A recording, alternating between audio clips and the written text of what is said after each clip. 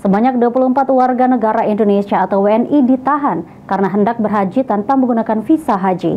Kabid PHU Kanwil Kemenak Sumsel Armet Dasel menghimbau jemaah untuk tidak tergiur tawaran haji tanpa antri dengan visa di luar visa haji.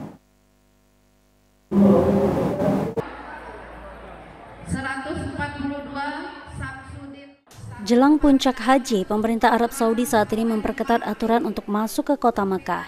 Hingga terkini sebanyak 24 jemaah pemegang visa non-haji asal Indonesia diamankan aparat kepolisian Kerajaan Arab Saudi. Kabid PHU Kanwil Kemenak Sumsel Armet Dasel mengatakan, selain ditahan, sanksi jemaah haji tanpa menggunakan visa haji akan didenda, dideportasi, serta tidak bisa masuk Arab Saudi minimal 10 tahun. Kalau mereka ingin melaksanakan ibadah haji, mereka tetap harus menggunakan visa haji. Kalau mereka menggunakan visa di luar visa haji, risikonya akan besar. Selain mereka nanti akan ketangkap, nanti akan denda, mereka juga akan dideportasi dan mereka tidak akan bisa memasuki Saudi minimal 10 tahun.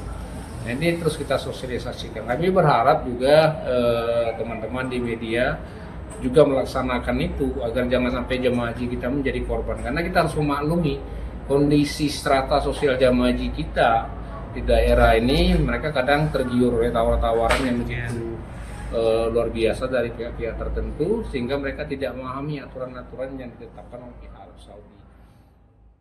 Ditambahkan Armet Dasel, pemerintah Arab Saudi hanya mengizinkan pelaksanaan haji bagi jemaah dengan visa haji. Hafidz Zainul, PAL TV.